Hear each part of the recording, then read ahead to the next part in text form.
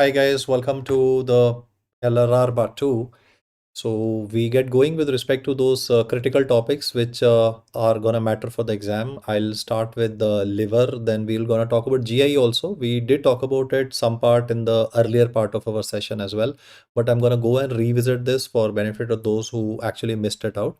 So it's gonna be liver, then we're gonna talk about the GI part, then subsequently we'll talk about ABG analysis, especially those things like how do you work up compensated, uncompensated, partially compensated. I mean, it looks very mind-boggling, but it's a very easy stuff. So it's just a matter of persistence. This is not a talent test. This is not a talent show. It is just that you need to show up. And I know that towards the end, it's डर सबको लगता है वो अच्छी बात है. I mean that sympathomimetic system should get activated. One should get sweat in the palms, and one should get a heart rate increase. But that at the same time should not be at the cost of performance of the neurons. The neurons have to be performing optimally at top gear, and you guys have done enough hard work. Now is the time for, like, I would not say relax, that's the wrong way to say it, but then I want you to slow down a bit and not put unrealistic targets, because most people, what I see is that they think that I'm gonna finish two subjects in one day, maybe one big subject in one day,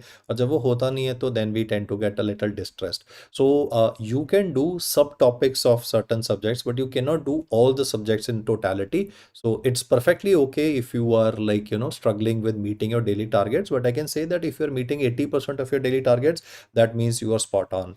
So I think we're good to go for today's discussion. The audio and the visual part finally is on. Hi, Neeraj, Tanya, Firdaus. So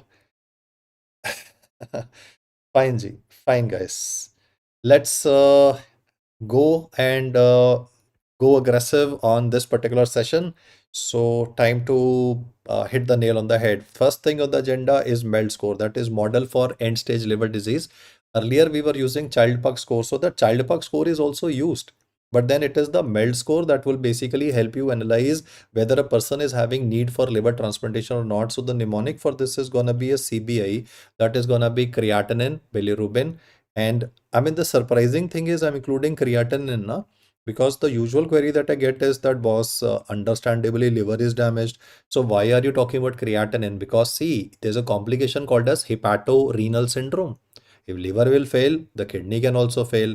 So we will take into consideration serum creatinine, we will take into consideration serum bilirubin, and obviously by default, if the liver is involved, we have to take into consideration international normalized ratio.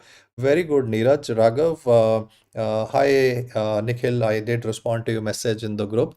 So international normalized ratio is alternatively called as prothrombin time, but this is by default the three components which are present.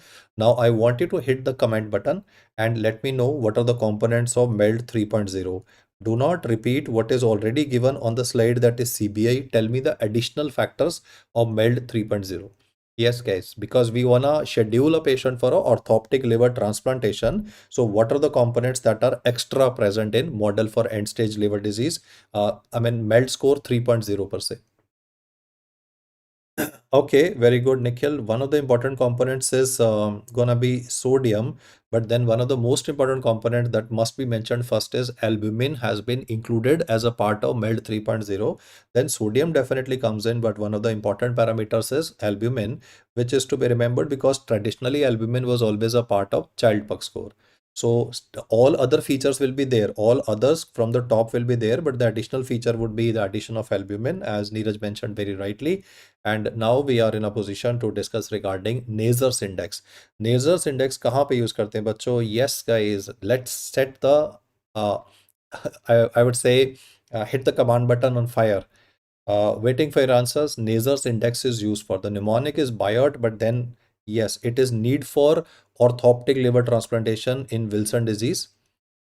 Wilson disease का gene भी comment कर दो फटाफट से. Need for OLT. I'll just write that OLT is orthoptic liver transplantation. In a case of Wilson disease is where NASER's index would be used.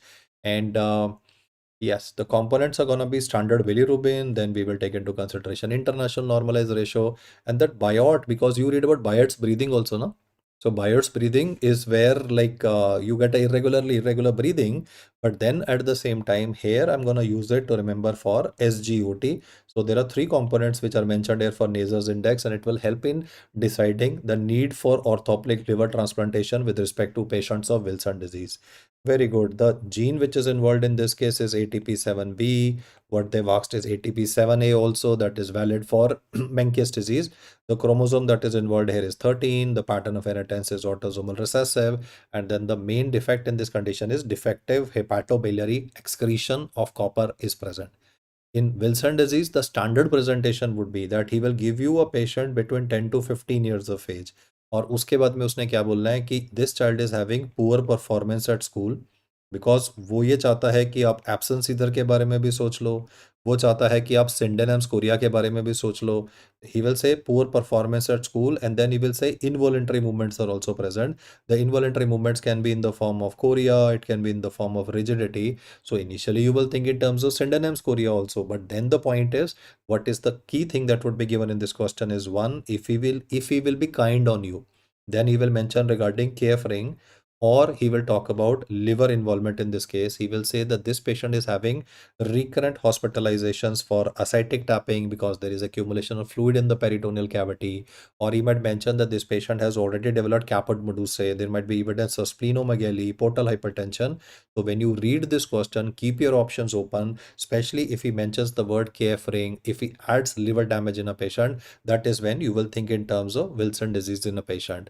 So I would like you guys to tell me now that because people have commented regarding KF ring, some have said that this is not gonna be, uh, it's not gonna be specific. So what I want to know from you guys specifically is that for diagnosis of Wilson disease, what is the investigational choice? Best way to diagnose Wilson disease?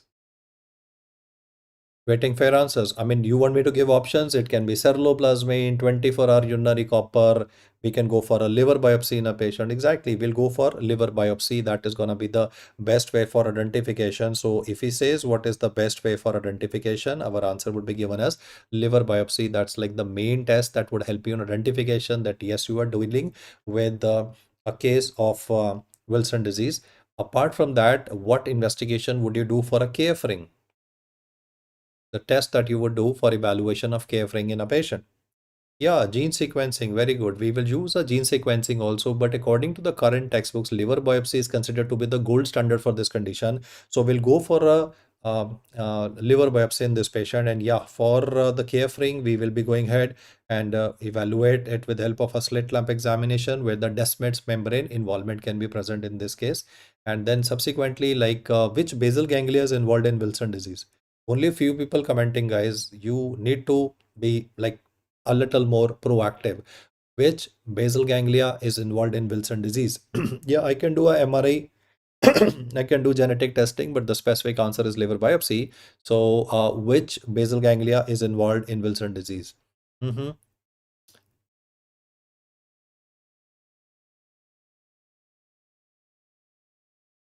The name of the disease is hepatolenticular degeneration, right? So it is the lenticular nucleus. By would बताया हुआ ना lenticular nucleus. That's gonna be the putamen and the globus pallidus that is involved. So the basal ganglia, which is gonna be involved in this condition. I mean, one of the most important things is why do we get involuntary movements in these patients? The involuntary movements is because of the involvement of the lenticular nucleus. तभी इसका नाम hepatolenticular degeneration होता है. So NASER's index would be done for determination so that we can work out the answer for this condition. And next, our focus would be to talk about Child-Pugh classification. When we talk about Child-Pugh classification in this, then Child-Pugh classification would help in determination. So standard features are gonna be bilirubin, international normalized ratio, और फिर सारे A वाले features होते हैं ना. हाँ जी, chordate nucleus can be involved, but then at the moment it was like lenticular nucleus as the specific answer to be given. And then Child-Pugh classification will be having 3 A wale features. that is going to be one. There would be albumin that is involved. If albumin will become less, the person will develop ascites. And more importantly, because there would be increased ammonia, A से ammonia भी हो गया, and that increase of ammonia, that is going to be seen here. So that's going to be asterisks in a patient. So the most important thing for Child-Pugh classification is that there are three A's that are present. There's going to be hepatic encephalopathy that would be present. So every time we're talking about like liver evaluation, especially with respect to chronic liver disease, we would be evaluating the following scores. And now we will talk about a complication that can occur in these patients, that is ascites. So I'm discussing a question of last time's FMG exam, where he himself mentioned that the patient is having liver cirrhosis. He is presented with massive ascites. He said which statement is incorrect about this patient. In fact, the image is also given. You can use that image as a prop as well, because the basic point is cirrhosis will result in development of ascites, and the finding that is present in this case is serum albumin ascites gradient is present. बच्चे, you have to read the question. What is incorrect about this condition? आपकी eyes पढ़ रही है. This is correct. It is incorrect data that is being asked here. So the incorrect data for this particular case is that serum ascites albumin gradient will always be more than 1.1 grams, and serum albumin, obviously, that would be low in the patient. Ascitic fluid protein will be less in the patient because liver is damaged. So the transudation part of the protein, or like I can say, like this is akin to like you हम पढ़ते हैं ना, transudative pleural effusion, exudative pleural effusion. In a similar sense here, this is like the transudative version that is seen here. बच्चे, I'm still getting answer as A for this question. ध्यान से पढ़ो. It is written incorrect about this case. तो A तो सही है ना. SAG value will be more than 1.1. Ascitic fluid protein in cirrhosis will be less than 2.5. भाई खुद ही सोचो ना, अगर total protein less हो जाएगा तो ascitic fluid protein will also become less in a patient. The wrong thing about this condition is option number B, SAG value less than 1.1. This is a feature of TPN. What do you mean by TPN? What do you mean by TPN is tuberculosis. That is an exudate. One of the important causes or one of the forms of extrapulmonary tuberculosis in India can be disseminated tuberculosis, which can cause involvement of the peritoneum. So it can cause a peritoneal tuberculosis in a patient. So the T stands for tuberculosis of the peritoneal cavity causing ascites. The P would be standing here for this case for pancreatitis. If a person is having acute pancreatitis, then there could be a possibility of not only acute pancreatitis will not only cause severe epigastric pain, it can cause a ascites developing in a patient as well, and even ARDS. In fact, that's a big time complication with pancreatitis. Then alphabet P will be used second time for peritoneal carcinomatosis. इसको ध्यान से सुन लेना. The alphabet P will stand for peritoneal carcinomatosis. So आपने मुझे quickly comment करना है chat box में कि कौन से वाले जो ट्यूमर्स होते हैं जो पेरिटोनियल कैविटी में डिसेमिनेट कर जाते हैं. तो tumours that can disseminate to the peritoneal cavity. Yes guys, which is the commonest cancer disseminating to the peritoneal cavity? Commonest tumor disseminating to the peritoneal cavity. Yes, the commonest tumor disseminating to the peritoneal cavity would be ovarian cancer. Na? So ovarian cancer may there would be a malignant ascites that would be developing in a patient. So that could be one plausible explanation. Another one is that peritoneal carcinomatosis would be related to stomach cancer. No, बच्चे, colorectal cancer नहीं. Colorectal cancer usually goes to the liver. Colorectal cancer goes to the liver in a patient. So it is ovarian cancer and stomach cancer that would be going. And then N would stand for nephrotic syndrome. So there are a total of 3 important causes that would contribute to a SAG value of less than 1.1. And this is a सवाल that was asked for last particular point of time. और कौन कौन से cancer peritoneal cavity में metastasise करके malignant plural effusion कर सकते हैं? तो ovarian cancer, stomach cancer, I mean those are couple of them, but ovarian cancer obviously is gonna be like the leading the roost, I would say. So ये तो table है, but वो table को याद करने की जरूरत नहीं है. आपको मेन याद करना है TPN is primarily TPN, TB, peritoneal carcinomatosis, pancreatitis and nephrotic for SAG value less than 1.1. Then again a question of the previous years. Yeah, Meek syndrome is like जो Meek है ना, that is again gonna be related to ovarian tumor. That's gonna be like fibroma or a thecoma in a patient. Yes, guys. Minimal ascites is detected by this normally we don't have fluid in the peritoneal cavity. So if we are having fluid in the peritoneal cavity, then this would be detected by which clinical sign? Yes. The clinical sign that we use is called as puddle sign that can pick up as much as more than 100 ml. Yes, You were right. The comment that came in the last, it's puddle sign that is useful. But usually जो detection होता है, क्योंकि हर कोई का तो हम puddle sign check नहीं करते ना.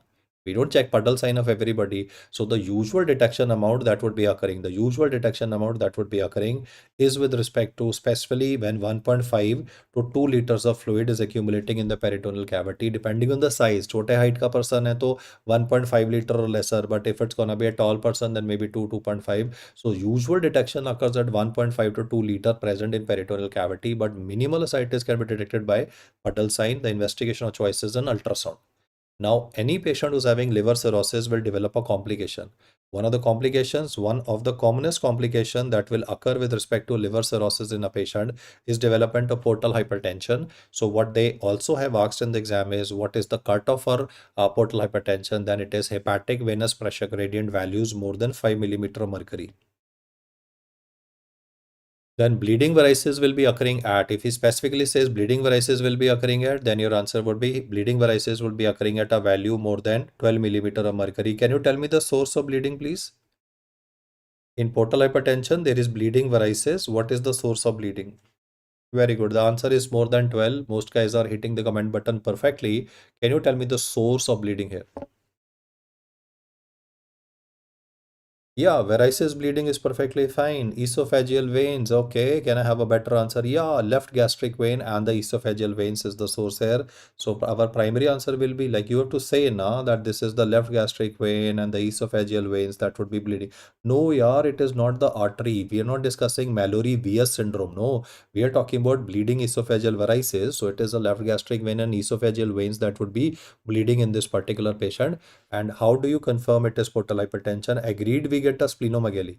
One of the reliable findings, if he says what is the earliest clinical finding in a case of portal hypertension, then the earliest finding that we'll be getting is obviously a splenomegaly. But then the point to be remembered is earliest clinical finding is splenomegaly, then is ascites for portal hypertension.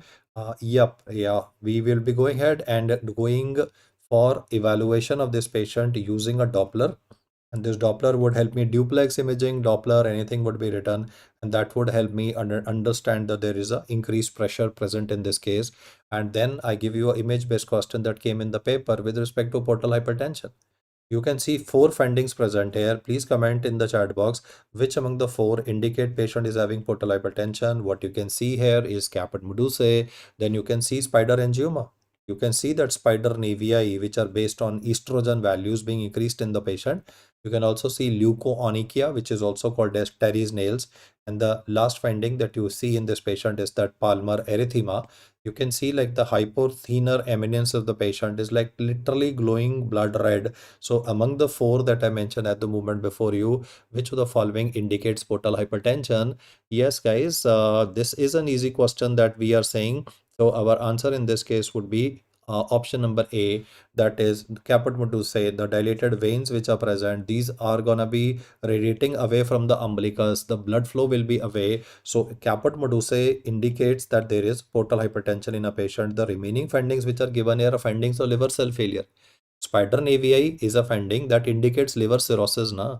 It just indicates this is mainly based on estrogen. It would be present on the SVC distribution. So you'll ask the patient to remove his t-shirt and then uske shoulder pe, uske gardan pe. That is when you will be getting these manifestations here. So the manifestation that you will see here is estrogen responsible for these arterioles. These are like arterioles or on the SVC distribution. Then it's gonna be Terry's nails. That's like leukoonychia. Then is palmar erythema present. So the one that indicates portal hypertension from the clinical domain among the image-based perspective is caput medusae. Remaining are features of liver cell failure. Having said that, because the patient is having subsequently development of varices, can you tell me regarding what is going to be the drug of choice for prevention of bleeding from non-bleeding varices? I want to prevent the bleeding in this particular patient. Like the chap is already written, no? It is like non-bleeding varices are present in a patient. So you guys can comment in the chat box with respect to what is the drug of choice of non-bleeding varices. I think I made myself very obvious. Drug of choice for non-bleeding varices in a patient.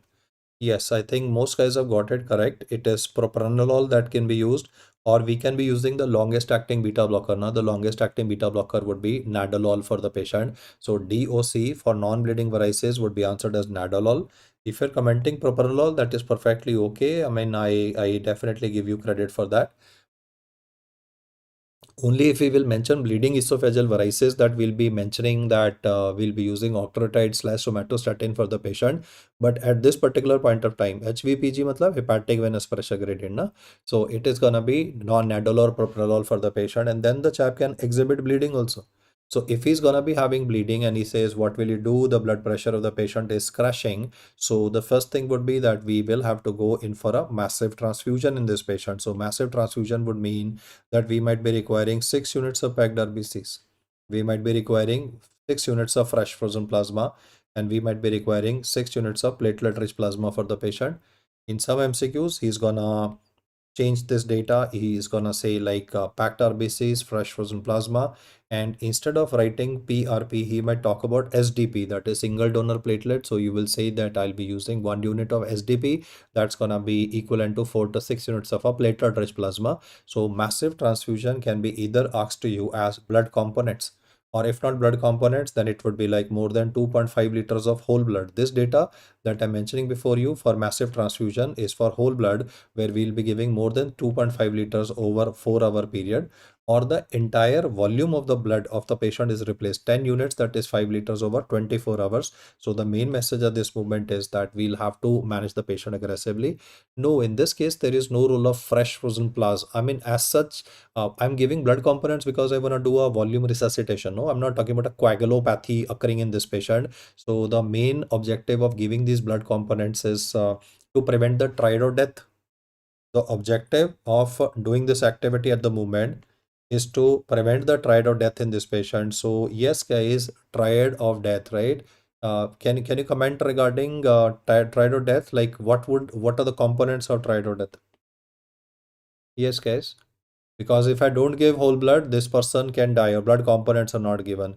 So waiting for your comments with respect to triad or death, because if I don't transfuse this patient, he can die. Exactly. Nikhil was the first one to comment here. खून निकलेगा ना body से, तो खून जो होता है गर्म होता है ना. आप यंग लोग हो, सो गर्म खून, सो गर्म खून निकल गया तो hypothermia. And because of hypothermia, the blood is not gonna clot. So there's gonna be coagulopathy occurring in a patient. And more importantly, if there's gonna be blood loss happening, there would also be a development of metabolic acidosis in a patient. तो mnemonic विमोनिक की जरूरत नहीं है भाई. Logic से करो. गर्म खून निकल गया, hypothermia, blood clot नहीं करेगा because blood clots are 37 degrees Celsius, and then the circulation of the patient would be affected, so that will cause a metabolic acidosis. So those are features of triad or death that you want to avoid. So first we will try to replace with blood, and I would want to achieve a target blood pressure in this patient. So the target blood pressure that should be achieved in these patients, target BP that should be achieved in these patients, should be in the range of like 90/60 millimeter of mercury, because I don't want to increase to 120/80. This is called as permissive hypotension. हम जानबूझ के bleeding patient में, चाहे trauma बोले, gun shot बोले, bleeding वेरेसिस बोले, peptic ulcer का bleed बोले, भाई वहां पे बोलना target blood pressure to be achieved is 90/60, so that I am able to prevent the further worsening of bleeding. We don't achieve 140, नहीं यार, वो तो ब्रेन हैमरेज वाला टारगेट बीपी है. That target BP of 140/90 जो बोल रहे हो, that 140/90 is a value that is gonna be answered for those cases जहाँ पे like there's a brain hemorrhage that is occurring. That is what we discussed in LRR1. So as of now, it is gonna be a permissive hypotension because bleeding begets bleeding. So achieve a target of 90/60 and move on to the second step. The second step is once the blood pressure of this patient is gonna be controlled, that is when subsequently I will be starting octreotide infusion in this patient if I have an infusion pump available with me, or we can be using like terlipressin for this patient. So the main point to be remembered is that first volume resuscitation of the patient is important, because I wrote, and this was asked in the paper, that the BP is crashing. So if the blood pressure of the chap is crashing, you first need to like a thready pulse, hemodynamic crash. So you first need to basically stabilize the blood pressure of a patient. Then subsequently it's gonna be like octreotide infusion or terlipressin that would be used in this patient. And then subsequently we will plan this patient for EVL, that is endoscopic variceal ligation. So if he says treatment of choice for bleeding varices, your answer is going to be EVL again. And if he says what is the drug of choice, then you are anyway familiar with it. And if he says what is the first line intervention for this patient, our answer would be given as massive transfusion. No guys, the answer is not TIPS. It is a endoscopic variceal ligation. Endoscopic variceal ligation is the treatment of choice for both cases of bleeding as well as non-bleeding varices. It is endoscopic variceal ligation is the treatment of choice for both bleeding varices as well as for non-bleeding varices in a patient. So the basic rule to be remembered is EVL, endoscopic variceal ligation is the main treatment. तभी तो हम उसको follow कर लेंगे ना. Yeah, Nikhil. Yeah, we have like refractory ascites present. That is when we do a transhepatic portosystemic shunting in this patient. So there is no rule by balloon कुछ नहीं है. Balloon tamponade. Okay. So what you're trying to say is Sengstaken Blackmore tube. So most of the time तो यार there's no need ना for putting in a Linton's tube or a Blackmore Sengstaken tube. That would be done as a step intermediary between 2 and 3 in case the bleed is not getting controlled. But most of the time you would be able to manage the patient very effectively. So again, bleeding varices is something that they love to ask. The question begins with alcoholic and then is gonna evolve into hemodynamic compromise in this patient. Yeah, Minnesota, Linton and Blackmore are what I have basically explained to you. So moving to the last part in the liver discussion. These are with respect to hepatotrophic viruses. So you can quickly comment with respect to the drugs that we use for treatment of hepatitis B, hepatitis C and hepatitis D. And then I am giving a case also. यहाँ पे patient floods आए थे और floods के बाद में multiple लोगों को जॉन्डिस हो गया. जॉन्डिस के साथ साथ में all of them are having a tender hepatomegaly. आप ड्रग ऑफ चॉइस बोलते जाना for all of them. The multiple people after floods have suffered from jaundice and tender hepatomegaly. And the options are obviously the traditional ones. I mean, there is going to be leptospirosis also written. There's going to be hepatitis E also written, hepatitis A also written in this case. And then I can include because I said floods and water, so I can include cholera in the discussion also. So I think you guys can comment in the discussion here. Okay. The first one is hepatitis B. The drug of choice is tenofovir. Very good. And I can also be using entecavir in this patient. So for hepatitis B, the drug of choice is tenofovir and entecavir. For hepatitis C, if he says what is the drug of choice, then I am getting very good answers. That is sofosbuvir, and the second molecule that we use apart from sofosbuvir will be velpatasvir. So cool, man. I mean, sofosbuvir, velpatasvir are good answers that would be given. Let me just improve the spell here. Well, but so it's a asvir and a buvir. That is what is the point in this case. For the Delta virus, yeah, hepatitis A is self-limiting, E is self-limiting. Hepatitis D, okay, that's a good one. That is going to be interferon alpha. Which is the largest hepatotrophic virus? Options are A, B, C, D. Which among the following? This is alpha. Yeah, this is gonna be alpha interferon that would be given to the patient. Which is the largest virus? Yes, guys, largest hepatotrophic virus, A, B, C, D. Quickly. I'm getting beta in the options. हम्म हम्म भाई इसमें तो मैं expect करता हूँ कि सबको comment करना है. This is not a difficult one. Which is the largest hepatotrophic viruses in a patient? Okay, 10 second और वेट कर रहा हूँ भाई.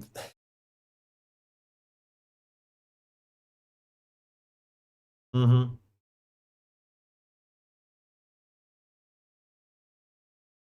यार, जो लार्जेस्ट हेपाटोट्रोफिक वायरस होता है भाई वो तो डीएनए वायरस होता है ना. डीएनए वायरस तो पॉक्स वायरस होता है. Largest hepatotrophic is not hepatitis B virus.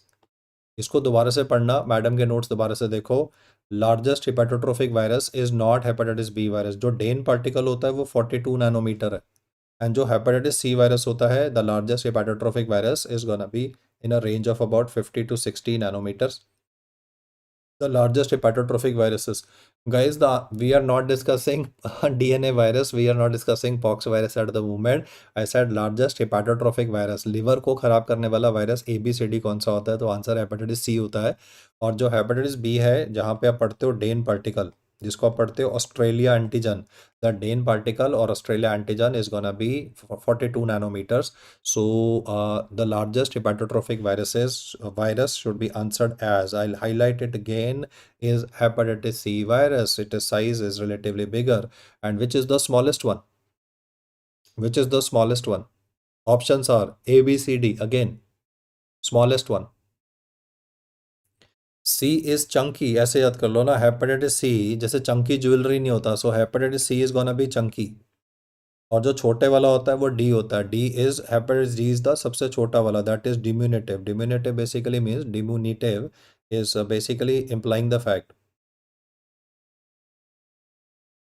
C is chunky, and for alphabet D, I said diminutive. That would be a word to describe that the size would be relatively smaller. So if they ask which is the biggest hepatotrophic virus, it is C. If they say which is the smallest one, then it is going to be the Delta virus. That would be answered by you. थोड़ा question ध्यान से सुनना है, मैंने ये नहीं बोला कि which is the largest virus overall DNA वाला, वो तो पॉक्स वायरस होगा, कोई दिक्कत नहीं है, लेकिन hepatotrophic is gonna be the C virus. Okay जी, नेक्स्ट इज अ क्वेश्चन कि बाढ़ आ गई दिल्ली में, बॉम्बे में फ्लड्स आ गए, और उसके बाद में मल्टीपल लोगों को, multiple residents of a let me say a society or of multiple residents living in like a flat ended up with development of jaundice with tender hepatomegaly. So which of the following is the answer for like this presentation, which is leptospirosis, hepatitis E, hepatitis A and cholera? Okay, hepatitis A तो बच्चों में होता है ना यार, adults की बात कर रहा हूँ। एडल्ट्स में the number one cause of acute viral hepatitis, भाई पढ़ो पढ़ो उसको, मैडम के वर्ड्स पढ़ना।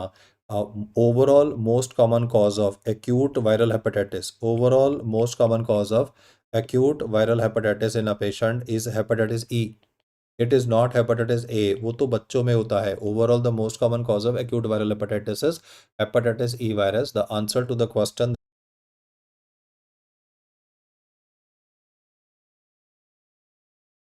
yes Sagar. Yeah.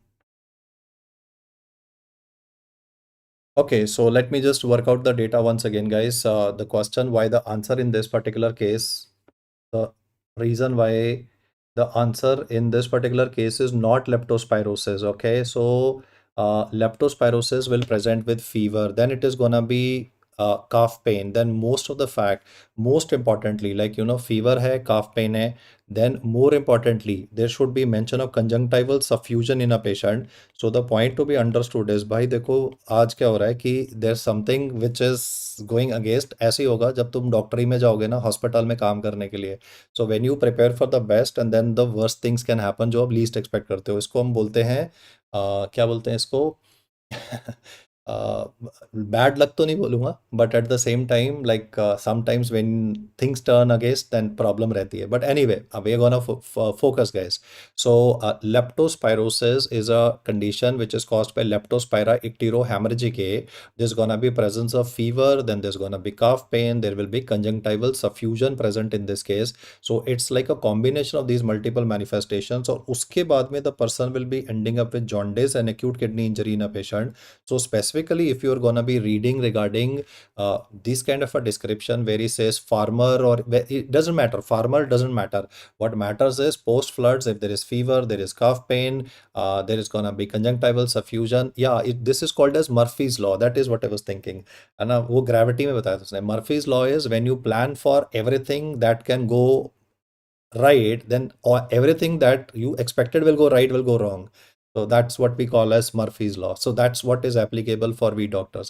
जब हम least expect करते हैं, that is when complications will start occurring in a patient. आप रात को थक के अभी अभी घर आए हो, and then suddenly you get a call from a hospital, right? Patient is deteriorated.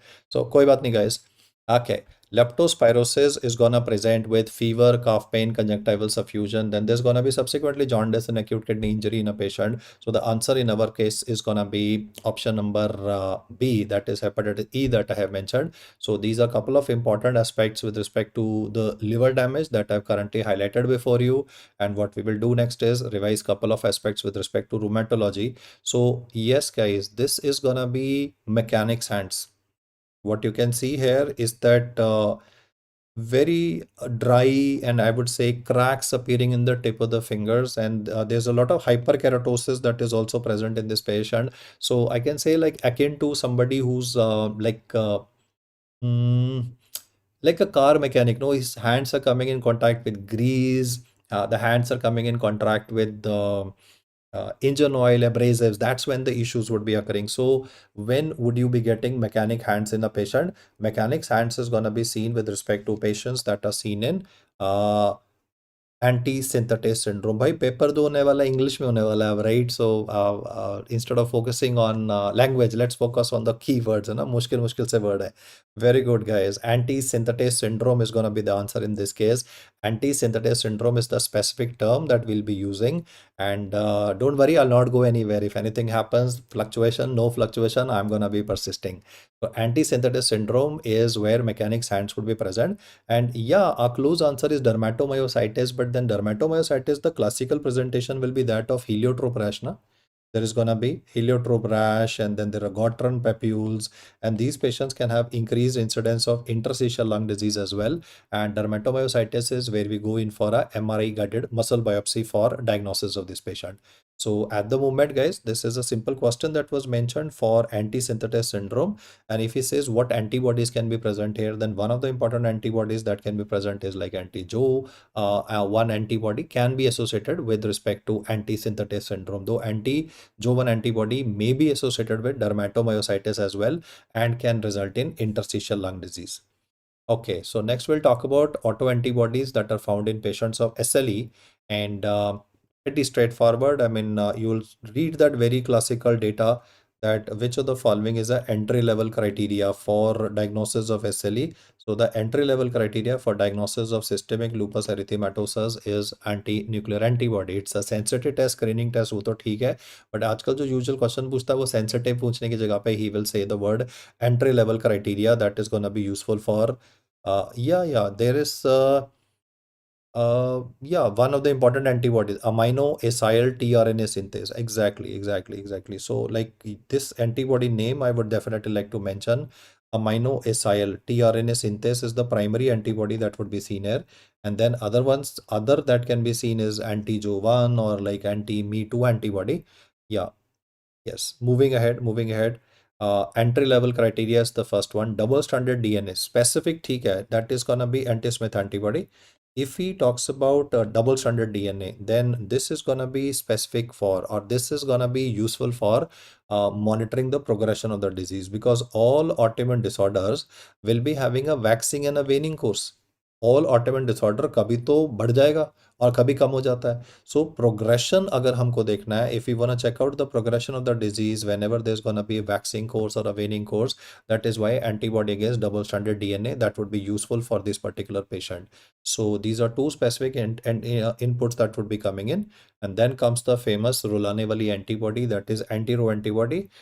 This contributes to photosensitivity, where there would be like a first degree sunburn present in these patients on the sun exposed parts of the body, like on the cheeks, on the ears, around the eyes of the patient. So anti-Ro antibody. And the second that they've asked for anti-Ro antibody is that this can be going transplacental. The antibody can go from the body of the mother to the fetus. It will attack the AV node of the fetus, and if it will destroy the AV node, then the conduction will be affected. The current has to go from SA node to the AV node to the bundle of his, and in this particular case the AV node would be affected. Now because the AV node is damaged, therefore SA node will not be the boss of the heart, and therefore there would be a condition called as complete heart block. Complete heart block in the patient in your exam has been asked 2 times. कैसे पूछा है वो मैं बोलता हूँ. In complete heart block, the SA node of the patient will be controlling the atria. So therefore, in this particular patient, the number of P waves in the ECG can be anywhere in the range of about 100 times per minute. And because of the fact that now AV node, SA node is like not able to send impulses down because AV node is destroyed. So the bundle of phase will be able to control the ventricular rate of the patient. So the number of the R waves in the ECG of the patient or the QRS complexes in the patient will be something like 40 per minute. This peculiarity that I mentioned, where the number of P waves will not match with the number of the R waves. The number of P waves in the ECG will not match. The number of P waves in the ECG will not match with the number of R waves, is what is called as complete heart block. So one, they simply said number of P and number R is not matching, complete heart block.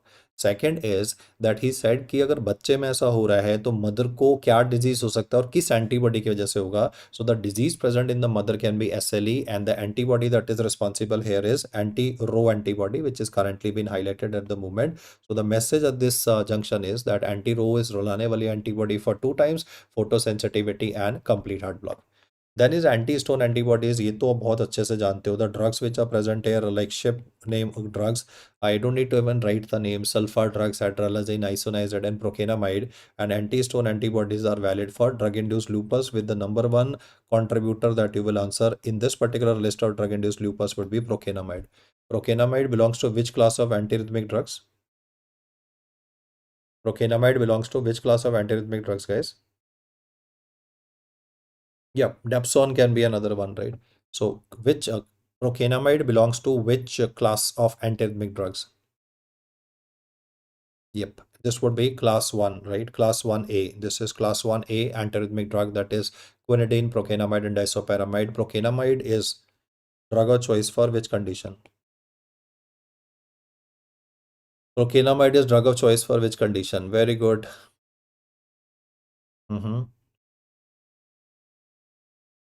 Procainamide would be drug of choice for which condition? Yeah, WPW. Spot on, man. WPW. What ECG findings are seen in WPW? What specific finding is seen? There's a short PR interval, and then there is a problem with respect to the R wave, which I've tried to draw before you. You can comment in the chat box with respect to this particular ECG finding. Yeah, you will be getting delta waves present here. So one of the main findings that they ask you about WPW is delta waves, and for acute presentation of WPW, where we get a short PR interval and delta waves present, we will be using procainamide. The PJ interval in this condition is normal.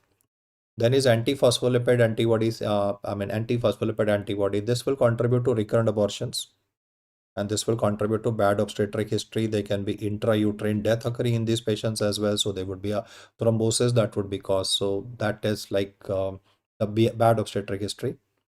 Then is anti-erythrocyte antibody. This will cause autoimmune hemolytic anemia. Here the question that could be asked to you is like, what is the most the language will be, what is the most common type of anemia that is seen in SLE? That is one. And the second question can say that what type of anemia in SLE is a part of the diagnostic criteria. So there are two separate questions here. One says what is the commonest type of anemia in SLE, and the second is what is the type of anemia which is taken as a part of the diagnostic criteria. So the commonest type of anemia is obviously anemia of chronic disease, which is normocytic normochromic anemia. But then the point is, I cannot be taking this as a diagnostic criteria, because anemia of chronic disease would be seen in large number of chronic diseases. So if he specifically mentions like which type of anemia is taken as a part of the diagnostic criteria for SLE, then the answer would be given as autoimmune hemolytic anemia. So while attempting these questions, do take care of the fact that if he specifically mentions the type of anemia in SLE, then it is anemia of chronic disease. But if he says which is a part of the diagnostic criteria, then it is autoimmune hemolytic anemia. And the test that we'll do in this case is Coombs test, direct or indirect. So your answer is going to be direct Coombs test, which would help you in identification of the disease process in this person. And we'll have to give steroids. Anti-platelet antibodies will cause petechiae, they will cause purpuras. So normally we read about petechiae, we read about purpuras with respect to idiopathic thrombocytopenic purpura, which is again an autoimmune condition. But here we are reading about autoimmune process which is causing damage to the platelets. And then we have anti-neuronal antibodies, which will result in development of lupus cerebritis. So they can be like migraine-like headaches, and then they can be seizures in these patients as well. We come to the important antibody which they would love to ask you for the neuropsychiatric manifestations of SLE. One of the important neuropsychiatric manifestation that is seen in patients of SLE would be that there would be the neuropsychiatric manifestations in patients of SLE would be that there is going to be either depression or they can be psychosis in a patient. So that's again very peculiar, because normally with depression or psychosis, you don't read about an antibody being responsible, but here it is a anti-ribosomal P antibody that has been mentioned. So next, what I'll write before you is a couple of autoimmune disorders where I would expect you to give me standard answers with respect to the autoantibodies that are gonna be diagnostic. So let me write down those disorders here, and I will obviously mix it up with other disorders as well, like PBC and PSC, and not say the full forms because then the answers will become obvious. And then I'll mention regarding MCTD and S-Jogren. So you can start commenting with respect to the investigation of choice for diagnosis of CREST versus scleroderma and the remaining ones which are on the screen. Yes, very good, very good. Keep the comments coming, guys. This is gonna be anti-centromere antibodies. These anti-centromere antibodies are gonna be for the CREST syndrome. Then is gonna be scleroderma, that is anti-topoisomerase antibody. Very good, anti-topoisomerase antibody. This is for scleroderma. This question of scleroderma will always begin by mentioning anti-nuclear antibody to distract you. But उसके बाद में Raynaud's phenomenon will be given, esophageal dysmotility can be described, pulmonary artery hypertension can be described in this patient. In fact, one of the leading causes of death in patients of scleroderma, one of the leading causes of death in patients with scleroderma is gonna be pulmonary artery hypertension, whereas in SLE, one of the leading causes of death can be lupus nephritis. I'll come to lupus nephritis also. I have three questions for you guys. Then for primary biliary cholangitis, PBC, the test that we'll be doing is called as anti-mitochondrial antibody. इसको देख के करना. People tend to answer anti-microsomal antibody. That anti-microsomal antibody is for Hashimoto's thyroiditis. It is anti-mitochondrial antibody for primary biliary cholangitis. For primary sclerosing cholangitis, it is easy. It is P-ANCA. It is associated with ulcerative colitis. Achi, very good, very good. Mixed connective tissue disorder. Yes, guys. MCTD, mixed connective tissue disorder. That's again a previous question where he has mixed up the data. Na SLE भी था, S Jogren के भी features, scleroderma के भी features थे. I'll say that again. SLE, then scleroderma manifestations, polymyositis features, all were rolled into one. So people could not figure out कि whether it is a SLE का question, whether it is a scleroderma का question, but they were able to figure out कि यहाँ पे एक antibody गड़बड़ सी दे रखी है. So वो antibody का जो नाम है, that is the one that basically matters in this case. And the antibody that you will answer here, yes guys, is anti-U1 RNP antibody that is called as ribonucleoprotein antibody. It is important that I write the name here so that we don't mix it with anti-ribosomal P, which is currently in the upper part of the slide. I'm saying the word anti-ribonucleoprotein antibody, which is for mixed connective tissue disorder. And then when it comes to S-Jogren in a patient, it is mainly a salivary gland biopsy. For S-Jogren syndrome, guys, the first answer would be that it is a salivary gland biopsy that can be used. Along with that, supportive evidence can be with respect to the Rho antibodies and the La antibodies in a patient. We can also be doing a Shermer's test in a patient because we have to demonstrate that the exocrine glands are getting involved. But one of the single first one intervention that would be given in this patient is gonna be answered as salivary gland biopsy. No, guys, the answer is not antibody. The answer is not antibody. यही बताना चाहता हूँ. It is not dry eyes, dry mouth. It is not Rola antibodies that are going to be answered. The primary answer in this case would be given by you.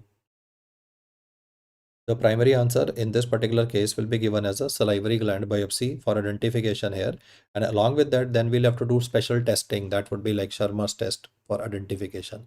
Yeah, we can go for lip biopsy. In fact, a better answer in this case is like a better answer for this condition that I got, like, because I was not getting a very accurate answer. So I initially thought that I'll mention that word salivary gland biopsy. But yeah, one of the important things that somebody did comment is like, we can go for minor salivary gland biopsy. So labial biopsy is a good answer there. A minor salivary gland biopsy or a labial biopsy can be done for identification of this condition. Agreed. And yeah, I mean, association with, I mean, these patients can be having subsequently development of possibility of lymphomas as well. So we will have to evaluate the patient on the merit, but not all patients would be having requirement of like the management for lymphomas. Okay, so these are a couple of list of antibodies which are relevant from the rheumat perspective. And what I'll do next is, Chirag, you were spot on. We'll discuss some questions here with respect to the arterial blood gas analysis. So you can hit the comment button with respect to the first entries that you can see here. The pH is less, the PCO2 is elevated, and the bicarbonate of the patient is normal. So considering that the bicarbonate values are normal, yes guys, which is the antibody that you would be answering for this one? What is the interpretation that you'll be giving for this one?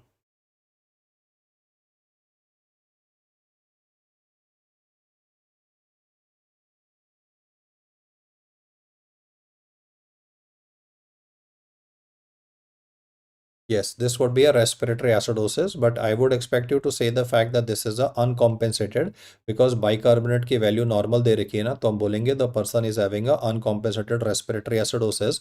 That is because the bicarbonate value is normal. But in the second one, you can notice कि the pH and PCO2 are going in opposite direction, so it is a respiratory acidosis as you can see. But अभी bicarbonate ने बढ़ना शुरू कर दिया ना, so the good news is that the patient is having a partially compensated. The word is because bicarbonate is rising in the body, because the bicarbonate is rising in the body, so that is why we will say partially compensated respiratory acidosis. The point is कि in a question of respiratory acidosis bicarb देख लेना, normal हो तो uncompensated बोल देना, and if it is gonna be elevated then you will say that this is partially compensated. For the third one, I can say that the pH of the patient, the still the same report is present in this patient. But if I modify the report, अगर मैं इसको यहाँ पे क्या करूँ कि suppose in this particular report that is mentioned, if I change it to pH of let me say 7.35, then the pH has become normalized in this patient. So if the values will become normalized for this particular chap, then the answer will change. तब हम बोलेंगे fully compensated, because thanks to the bicarbonate. Thanks to the bicarbonate, the pH of the patient has become perfectly normal, but CO2 बढ़ा हुआ है, so the खतरा तो अभी भी है because the CO2 is elevated in this patient. So therefore, CO2 is a acidic molecule. It will generate carbonic acid. Carbonic acid is like acid, right, in the body. So fully compensated respiratory acidosis. But why the pH is normal is because the bicarbonate coming from the kidney has helped in this particular patient. And normal values are pH is 7.35 to 7.45. PCO2 is 35 to 45 millimeter of mercury, and bicarbonate is in a range of 22 to 26 milliequivalents. So these are like three reports that I've currently mentioned here before you, where the full compensation is coming up. Now, I would expect you guys to answer me for the next one. I will assist you here. The arrows of pH and PCO2 going in same direction. Then in those circumstances, you will notice that because the arrows are going in same direction, so the first interpretation will be a metabolic process. And because bicarbonate is also going down, so you will say that because all three are going down, you will say that this patient is having a metabolic acidosis. Let me know in the comments, is it compensated or is it uncompensated? The logic to be used is in metabolic acidosis, कुछ small breathing होती है.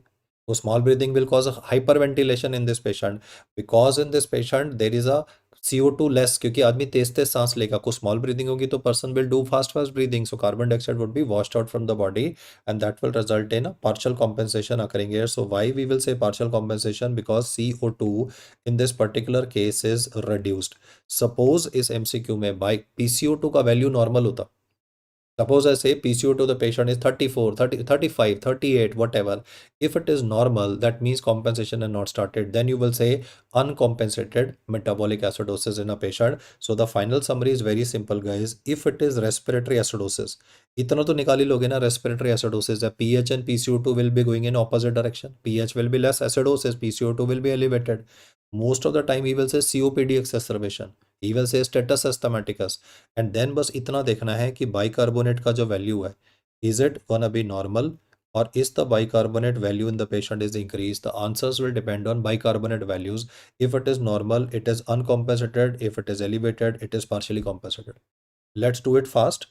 For metabolic acidosis, those are the two types of questions that would usually be asked to you. For metabolic acidosis क्या हो सकता है कि either the PCO to the patient is gonna be normal, or the PCO to the patient will become relatively lesser because the chap is doing fast breathing, that is small breathing. So if it is normal, I will say uncompensated. If the guy is breathing fast and the PCO2 is less, I will say partially compensated. So the bottom line to be remembered in this particular case is that for the two varieties of acidosis which are described here, all you need to check out is in respiratory acidosis, you will check the bicarb ka value, and in metabolic acidosis, you will check the PCO2 ka value.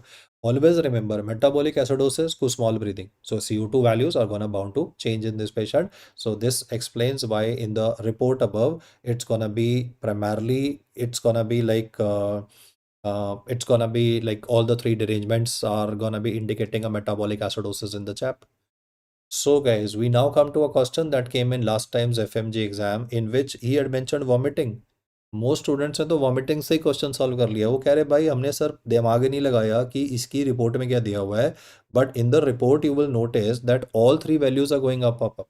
If all the three values are going down, down, down, partially compensated metabolic acidosis. If all are going up, up, up, then you will be answering that this is a case of partially compensated. भाई अब actual video सुन लेना, जिन्होंने अगर कभी नहीं सुना है तो उसको थोड़ा सुनो, तो आपके 2 मिनट में सवाल निकल जाएंगे। This is partially compensated metabolic alkalosis. मैंने हिंट तो अभी दे दिया भाई, तीनों वैल्यू कम हो गई तो पार्शली कॉम्पेंसेटेड बोल देना। And if it is gonna be all elevated then it is gonna be partially compensated metabolic alkalosis in a patient. And अगर यहाँ पे CO2 नॉर्मल होता तो हम बोल देते हैं अनकॉम्पेंसेटेड वैल्यू होगी। तो if it just that you follow the rules है, थोड़ा लॉजिक से करते हो, तो you are able to work out the data. Yes, guys, I think most guys were able to figure out that the guy is puking. So puking will contribute to loss of acid from the body. Loss of acid will cause metabolic alkalosis. तो English से solve कर लेना. The final interpretation in this case is, yeah, Winter's formula again getting satisfied. Yes, Rishabh, you have a great point there. Plus, there would be hints. Metabolic acidosis के लिए तो cult के features होते हैं ना. They would be like ketoacidosis due to starvation. They can be ketoacidosis due to diabetes. There would be uremia, that is renal failure given in a question. Or he will mention lactic acidosis. Or he might mention toxins in the patient. Toxins can be like glue sniffer. ना वो नशा करता है ना toluene का। चलो मुझे बोलना नहीं चाहिए था। ग्लू स्निफर किस चीज़ का नशा करता है? चलो, है ना, वो पेट्रोल का कपड़ा लेके सूंघते हैं ना, है ना, तो वो पेट्रोल नहीं होता actually, it's not petrol. So what is the material? Glue sniffer. Then toxin can be methanol poisoning, that is an interesting one. Will just come to the antidote of that and glue sniffer. Okay, so yes guys, glue sniffer, hit the comment button guys. Glue sniffer is gonna be related to.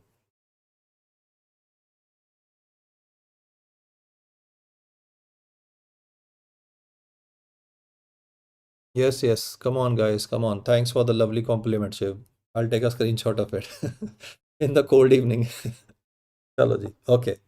Yeah, toluene. It is toluene that they'll be using. That is वो varnish नहीं होती यार. The varnish that they use in after like sofa के लिए, right? So that toluene is the one. Yes, methanol poisoning. We will be using antidote that is fomepizole. Which vitamin will be given in methanol poisoning? Which vitamin is used for management of methanol poisoning? Fomepizole is fine. हो गया, fine. Metabolic acidosis can also be seen in cyanide poisoning. Yes, guys, it is gonna be folic acid. That is vitamin B9 is used in this case. Which vitamin is used in manage? नहीं बच्चे, it is not vitamin B1. It is not B1. Wernicke's encephalopathy नहीं पूछा. Methanol poisoning. Last time question था, patient went to a shop and purchased local quality alcohol. After drinking that alcohol, person became blind. The diagnosis is methanol poisoning. वो खुद ही बोल दिया, बोला करोगे क्या? तो करोगे क्या? तो it is fomepizole and folic acid to be used for this person. If it is cyanide poisoning, then the antidote that we'll be giving in this case is sodium thiosulfate. Very good. And along with sodium thiosulfate, the second thing that we'll be using is vitamin B12, that is cyanocobalamin for this patient. This again is a standard question that has been asked 18th number of times. Don't answer amyl nitrate. Our answer would be given as sodium thiosulfate and vitamin B12 for management of these patients where there's gonna be like metabolic acidosis present in a patient. So the message at this particular time is ये जो cult वाले features हैं, ये अगर इससे एक सवाल शुरू हो रहा है and then he mentions pH is less, PCO2 is less and bicarbonate is lesser. जिन्होंने ABG कभी भी नहीं पढ़ा है उनके लिए बोल रहा हूँ, अगर कल्ट के साथ में क्वेश्चन शुरू करता है, मतलब कल्ट तो नहीं बोलेगा, ही will talk about any of these scenarios, इनमें से कोई भी एक, and then all the three arrows are going down, down, down. All you need to answer is that this is a case of PC, मतलब partially compensated metabolic acidosis, because this is one of the common things that they love to ask. So that's why I'm highlighting this. If the question begins with cult and then there is gonna be all three going down, answer in this particular patient that is gonna be partially compensated metabolic acidosis. इसमें अगर PCO2 normal हो जाए, इसी सवाल में अगर PCO2 normal हो जाए तो आप बोल देना uncompensated metabolic acidosis. I'm writing here UCMA, that is uncompensated. In case the same question is giving PCO2 of the value as normal, that is because कुछ small breathing has not started in the patient. If कुछ small breathing will start, the PCO2 is gonna be kicked out. If it's gonna be normal, that is uncompensated value. Now moving ahead, if he gives you a scenario of acute exacerbation of chronic bronchitis, again a favorite of the examiner, acute exacerbation of chronic bronchitis, he will mention about Hoover sign, subcostal recessions, intercostal recessions, sternocleidomastoid working, COPD का मरीज है, सुट्टे मार मार के ये जो blue blotter थे है ना अपने लंग्स खराब कर लिए. तो दिस ब्लू ब्लोटर क्योंकि साइनोसिस भी होता है has today come with worsening of his symptoms. So acute exacerbation of chronic bronchitis में usually you will notice that the PCO2 of the question will usually be in the range of 60. Other times the manifestations that can be given is flail chest, that is ribs getting broken, it is status asthmaticus. इनमें से कोई भी value दी हुई हो, मतलब इनमें से कोई भी सिचुएशन अगर उसने मेंशन करी है, स्टेटस अस्थमाटिकस ना लिख के ही can write the word silent chest in a patient. Then if these three are mentioned, any one of these being given, your answer in the question would always be respiratory acidosis. And when you will attempt the question, pH will be less and PCO2 will be elevated. That is respiratory acidosis, spot on. ये bicarbonate values are elevated, वो बोल दिया मैंने, मैं तो बोल रहा हूँ सीधा आपको पढ़ के समझ में आ जाएगा कि ये respiratory acidosis that would be present in a patient. And then उसके बाद में वो क्या करता है, I am changing colour and highlighting this fact. He will talk about a case of hysteria. He will talk about panic attacks in a person. If he will say hysteria, he will say the words like panic attacks, or he will say the word hyperventilation due to ARDS, due to pneumonia, due to fat embolism syndrome. तो यहाँ पे सब में आदमी तेज तेज सांस लेगा. जब तेज तेज सांस लेगा तो कार्बन डाइऑक्साइड का वॉश आउट हो जाएगा. The PCO2 of the patient will become less. In metabolic, in respiratory acidosis, PCO2 rises. Now there will be a washout of carbon dioxide from the body. So the PCO2 in the patient will become less, and carbon dioxide being less carbonic acid, pH is elevated. This is going to be a scenario of respiratory alkalosis in a patient. So guys, this is like ultra simple, easy questions that are picked up. मतलब एक दो number तो ऐसे हैं कि पढ़े हैं और उठा लो, है ना. बस वो है कि बस झुकने का आलस नहीं करना है कि भाई सामने सामने अब जैसे कोई मेरे लिए कोई गिफ्ट पड़ा है, मैं अब कहूँ यार सामने पड़ा मैं उठाऊंगा नहीं, right? It's like that, those kind of questions that have to be practiced. So this is like ultra simple guys. I think within अगर मैं इसको zoom in करूँ और कोई अगर इसको मेंटली थोड़ा भी प्रैक्टिस कर लेना, like even if you're reading it for the first time, you can sort this questions which are like the examiner is giving you a gift. बाकी मोस्ट ऑफ द टाइम तो compensation भी नहीं पूछता है यार, वो तो ऑर्डिनरी डायग्नोसिस पूछता है. So you just need to work out the data in this particular case. Okay ji, moving to the next one. A patient is having anemia with leukoanemia and an enlarged spleen, and he says, what is the clinical diagnosis in this patient? The word is leukoanemia. There are changes in the nails of the patient, that is white nails, enlarged spleen. And because he's having macrocytic anemia in this patient, this macrocytic anemia is a feature that is usually seen with liver. This is usually seen with liver damage in a person. So considering macrocytic anemia, which is with liver damage, enlarged spleen, the diagnosis in this case is option number A, that is portal hypertension. In Plummer-Vinson syndrome, however, I will be having koilonikia.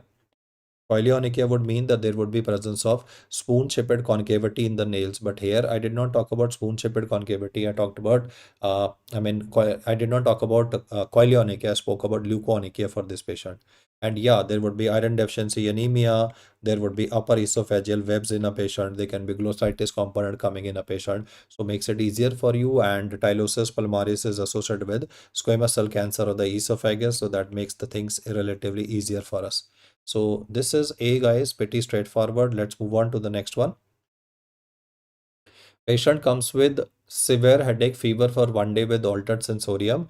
There's a nuchal rigidity in the patient which is absent, and then he's mentioned about these neutrophils with lymphocytes and a CSF sugar. So I leave it to you guys to identify this question, that which among the following is the issue for diagnosis of this case.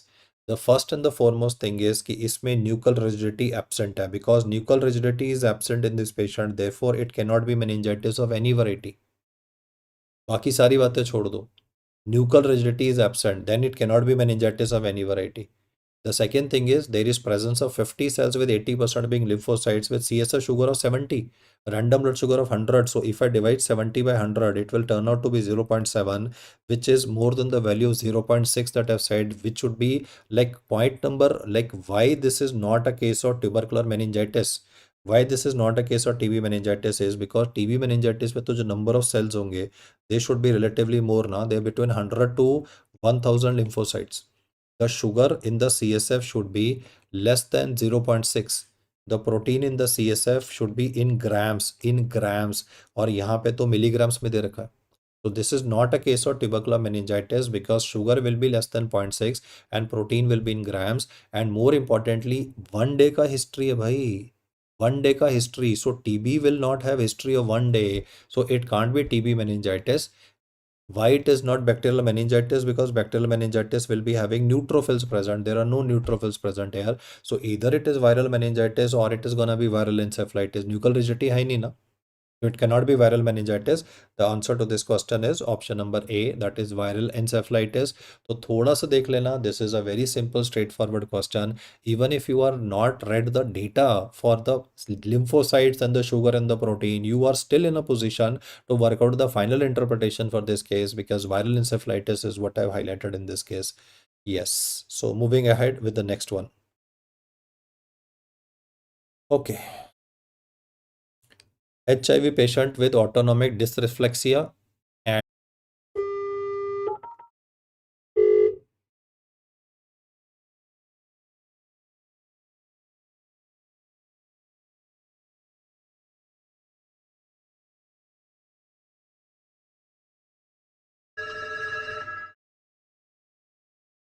yeah, hello. Yeah, I had called for internet issues. Anyway, it's resolved. Yeah, okay. Okay, guys. Right.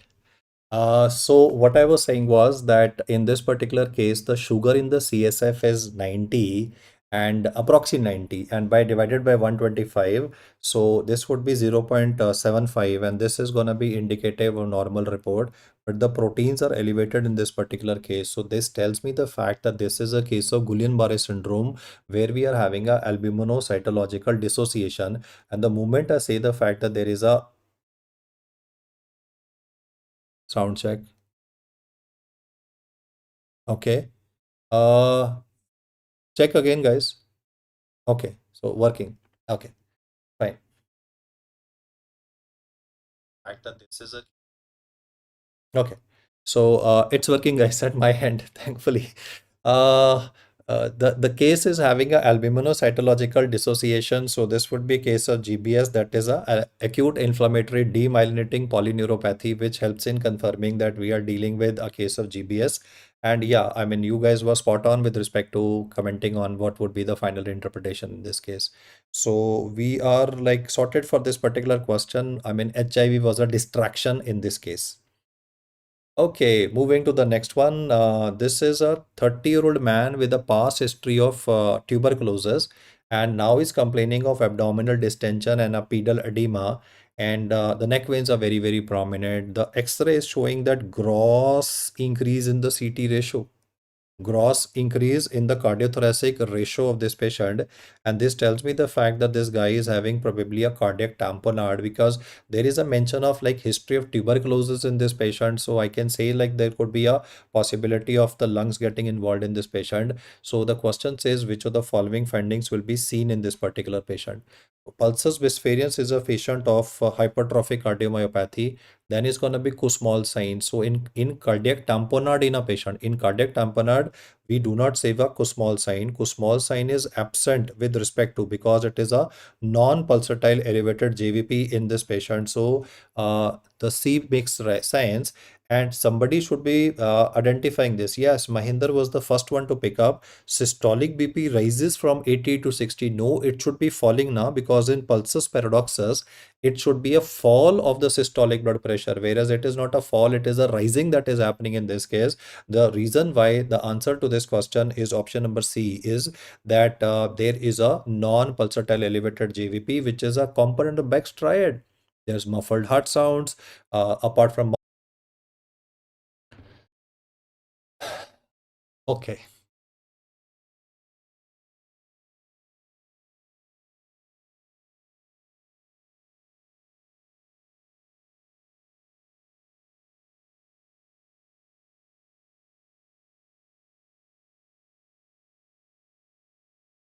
So finally, we are back in action. He says, which of the following is gonna be not a component of Child-Pugh score?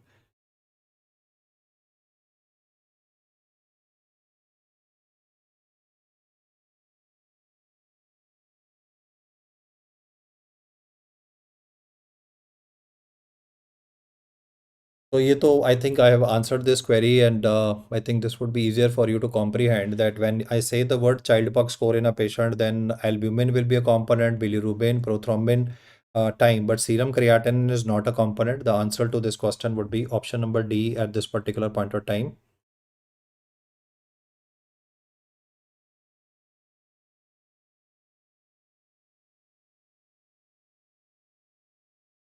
Okay, just give me a sec.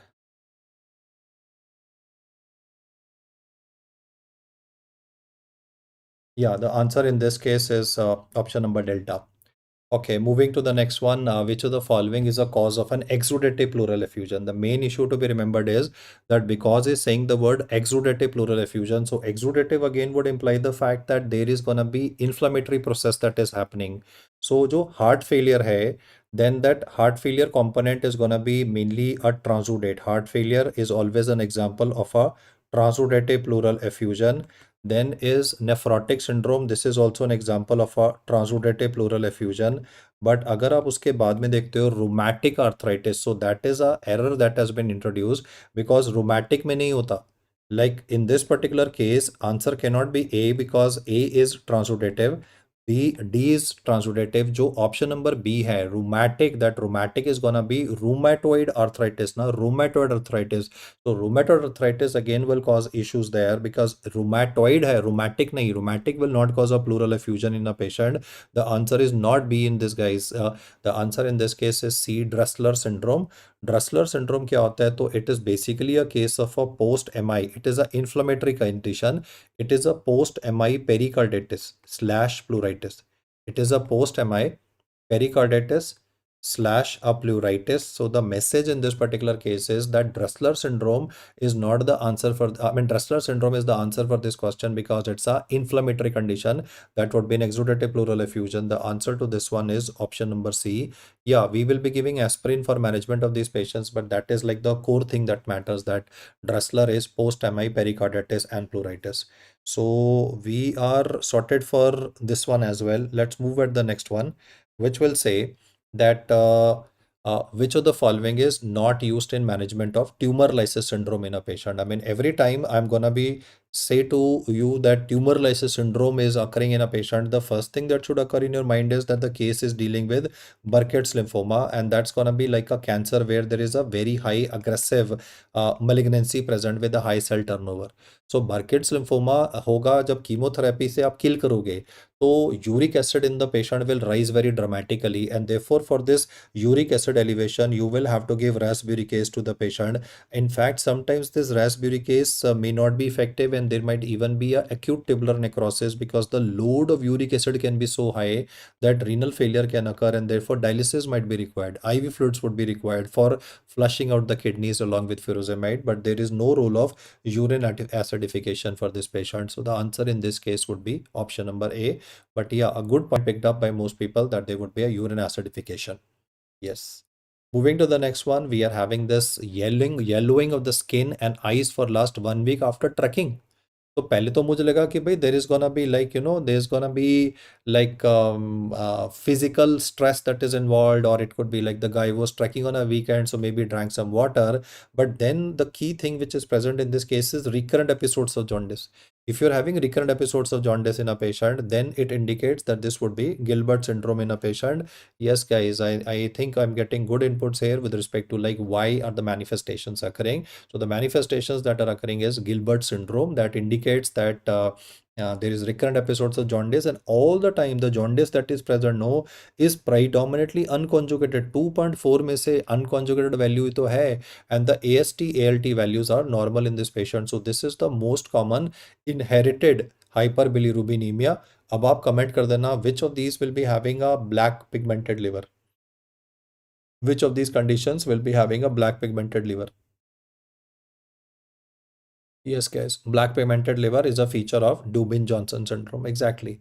For which we go in for a bromosulfethane test, and there is like epinephrine pigments are found in the hepatocytes of a patient. And Crigler-Najjar syndrome will cause pathological jaundice in a patient. So the final answer in this case is Gilbert syndrome. And next we talk about this girl. She's having prolonged menstrual bleeding, but she's having a normal platelet count. That is one, normal platelet count. And like he has himself mentioned the fact that there is a group 2b 3a platelet defect after analysis that alone is sufficient for, like, making a diagnosis in this particular patient.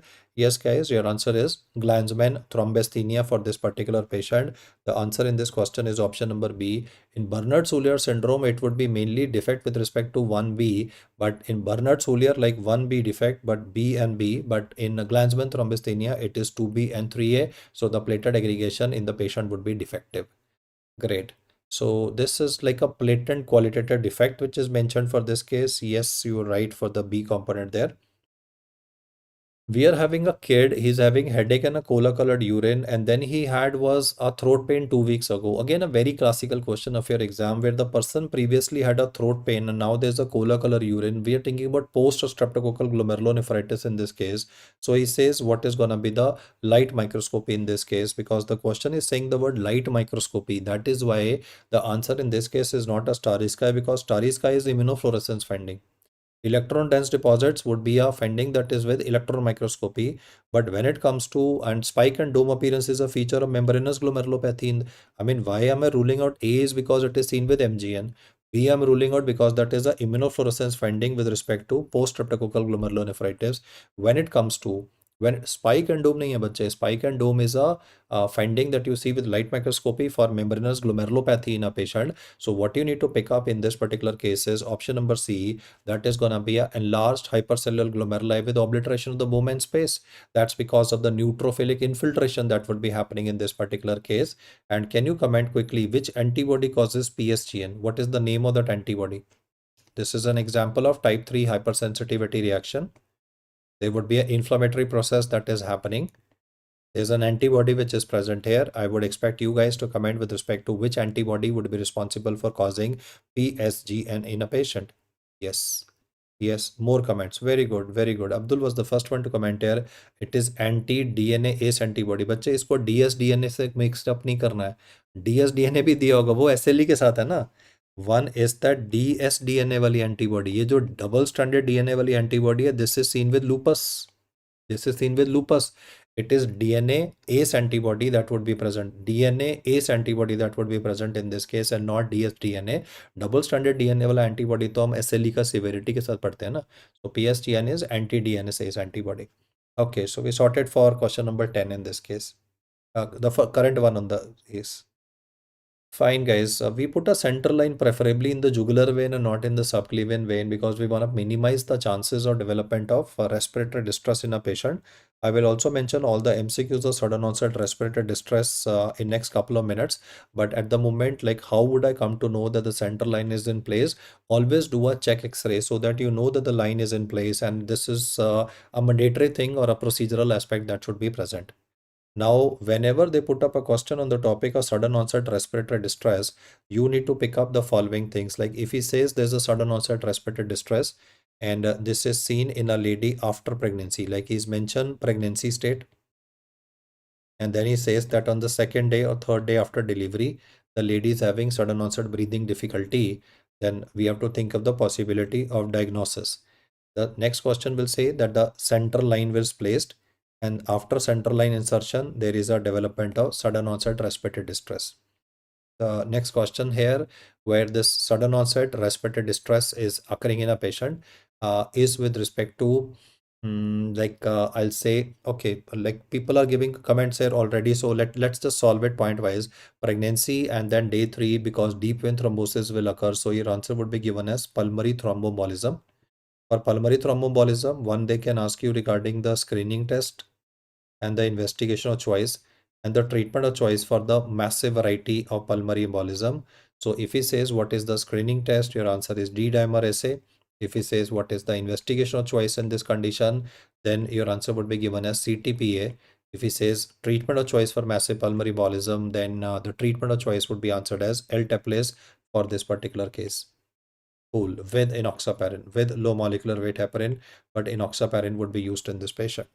Then is central line. I mean, if the central line, what we are talking about, and there's a sudden onset respiratory distress in a patient, then your diagnosis in this case would be that of a pneumothorax. Nahi bache, it is not air embolism. It is going to be pneumothorax. First possibility pneumothorax. Then it is air embolism that can occur with respect to a patient as well. But the first answer for central line, sudden onset respiratory distress, is pneumothorax in a patient. Next is a smoker, and he's having a sudden onset respiratory distress, like he was coughing while smoking, and there is gonna be, yeah, massive, no, that is why I wrote, no, massive pulmonary embolism will be having crashing of BP, no, so that is why massive pulmonary embolism alone has crashing of BP. Yes, your answer would be in this case given as secondary pneumothorax, because there is a pre-existing lung disease present. So bulla rupture will occur in this case. So therefore it would be a secondary pneumothorax that is occurring with respect to sudden onset respiratory distress in a patient. So those are like three questions that I mentioned, and anytime we put in a central line, our job is to ensure the fact that there is no, damage to the lung parenchyma. Fine, guys. The next one talks about a pleural effusion, and he's asking you to assess for parapneumonic effusion, because parapneumonic effusion can evolve into an empyema. It can evolve into an empyema. And if I say it is deteriorating into an empyema, that implies that there's gonna be pus in the pleural space. So the ratio less than is wrong. Less than is wrong. It is always more than for exudates. So the data that fits here is option number C. This is again a former question of your paper where like it has to be more for an exudate. More than 0.5, more than 0.6. It's given less, less, less. So that's why the interpretation in this case is like the acidic nature of the pH. Though this is not a part of the lights criteria, but still, like technically speaking, this is the one that is to be considered. Okay.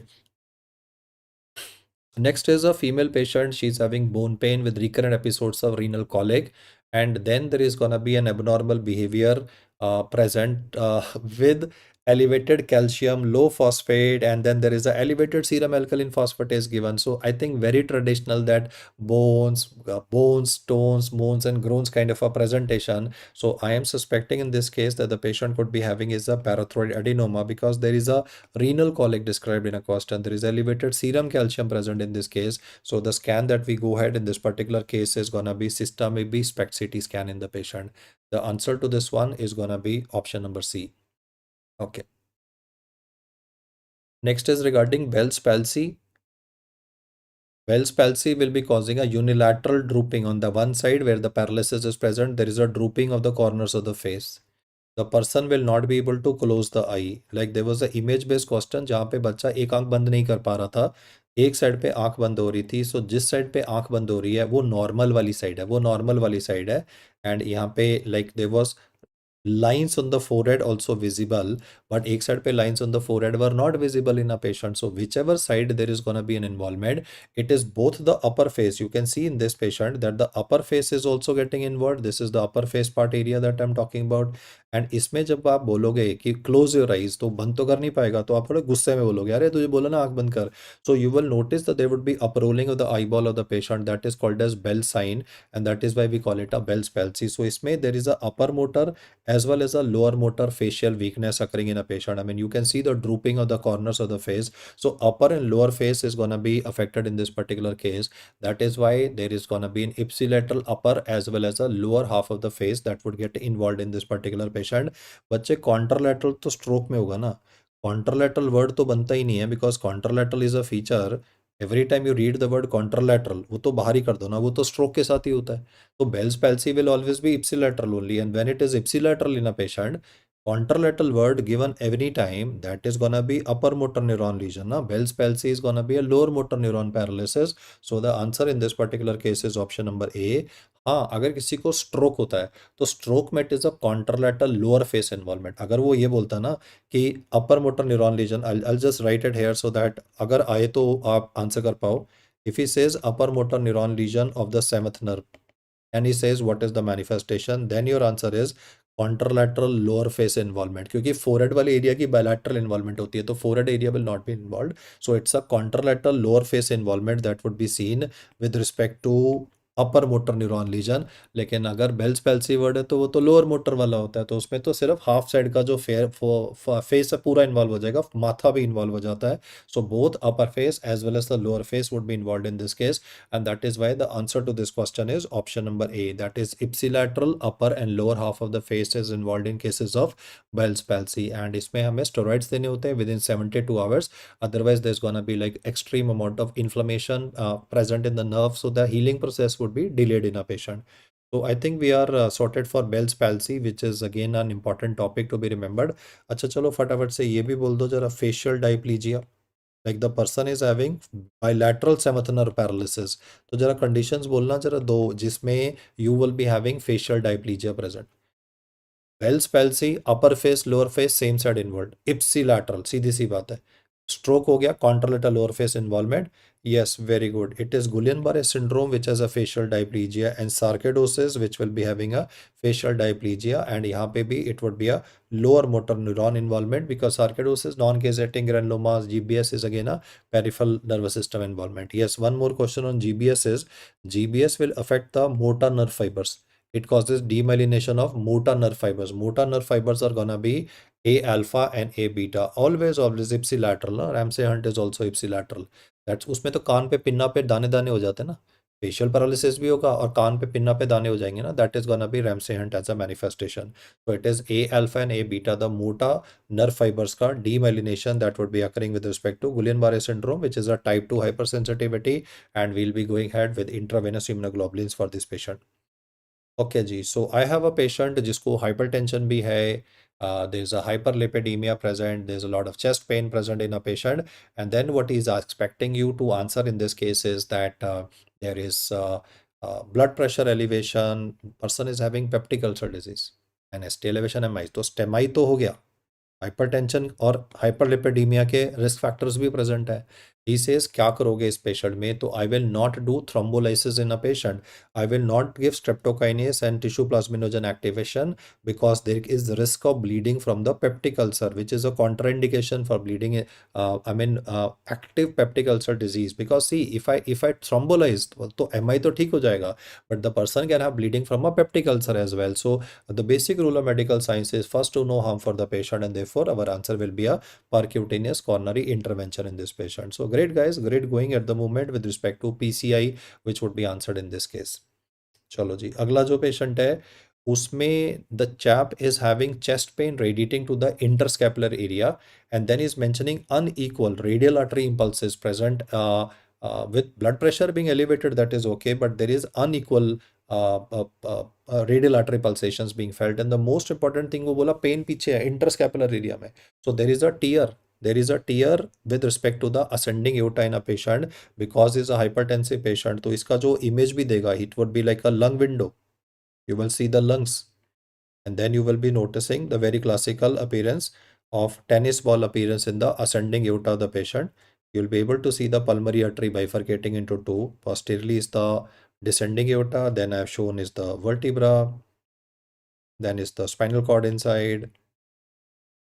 So in this particular case, that would be a classical tennis ball appearance that would be present in this chap. The tennis ball appearance is an intimal flap that is created due to aortic dissection in this patient. So well picked up.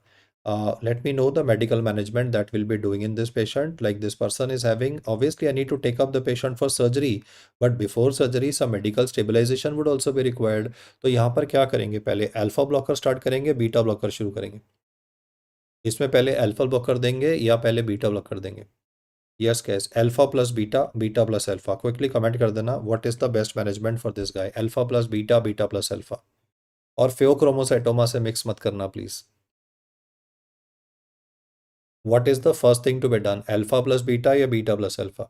Yes, यहाँ पे हम देंगे पहले beta blocker, इसको first देंगे esmolol, because we will try to control the heart rate of the patient. So it is beta blocker. In fact यहाँ पे technically तो अल्फा ब्लॉकर यूज़ नहीं करते, वो तो just I was trying to distract you. Actually जो options होंगे वो इस प्रकार से होंगे। So I just right refresh the options of this patient. The basic point is beta blocker, and second we will give sodium nitroprusside to this patient to control the blood pressure. So it will be one is sodium nitroprusside plus beta blocker in a patient, and another option will be beta blocker plus sodium nitroxide for this patient. अगर मैं इसको sodium नाइट्रोक्साइड पहले दे देता हूँ तो sodium nitroxide देने से there can be a decrease in blood pressure, वो तो ठीक है, but they can be a reflex tachycardia, and this reflex tachycardia will then contribute to this reflex tachycardia will accentuate the tear in this patient. So we will not give sodium nitroprusside first to lower the BP. First we will give beta blocker in this patient, and after beta blocker we will give sodium nitroprusside for this patient. So the message here is, हाँ वो ठीक है, alpha plus beta मैं फेयोक्रोमोसाइटोमा के term में आपको थोड़ा distract करने की कोशिश कर रहा हूँ, but then the point to be remembered is first control the heart rate. Why to control the heart rate? Because जितना तेजी से हार्ट बीट करेगा it is gonna accentuate the tear. So first control the heart rate and then control the blood pressure of the patient. So it is beta blocker followed by sodium nitroprusside to control the blood pressure of the patient. If I first give sodium nitroprusside, reflex tachycardia will occur. And now I will just, for the sake of completion, mention with respect to pheochromocytoma. In pheochromocytoma, it is always first alpha blocker and then subsequently a beta blocker in a patient. Yeah, CCB is also not given. And then one more thing I would like to mention is for Wernicke's encephalopathy. In Wernicke's encephalopathy, first we will be giving intravenous thiamine to the patient, and along with intravenous thiamine, the second thing that we'll be doing after intravenous thiamine, the second thing that we'll be doing in this patient would be an intravenous sugar that would be given, that is dextrose would be given.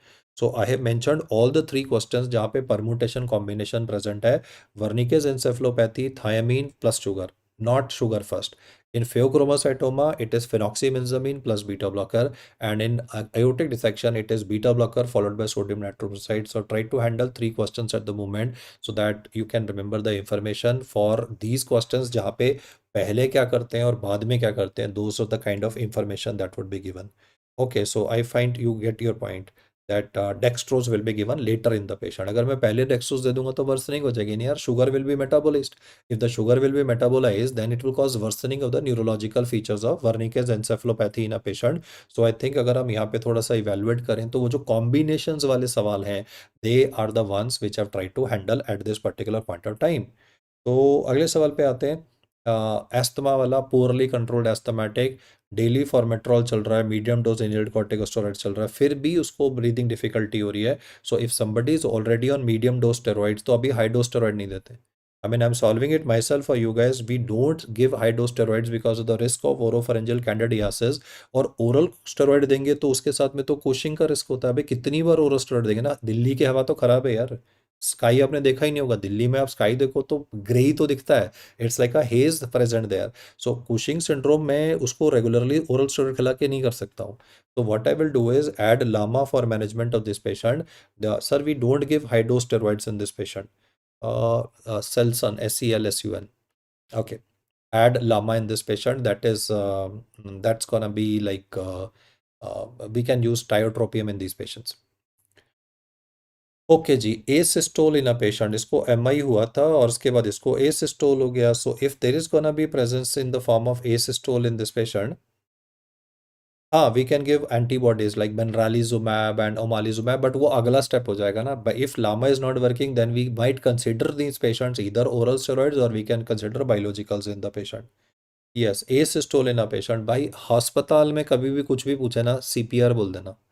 अगर कुछ भी मतलब, वैसे तो मैं बोल रहा हूँ कि ऑब्वियसली लॉजिकल सी बात है, बट मैं कह रहा हूँ अगर ना भी समझ में है ना तो CPR is gonna be the first thing that you will answer in this patient. So chest compressions at a rate of 30:2 would be given for management of this patient, and then we will obviously give epinephrine to the patient to restart the heart. But initially what we are gonna do for this guy, initially we gonna give chest compressions at a rate of 30:2 for effective management of this patient. या अस्पताल में ना तो there is no need for like assessing reversible cause.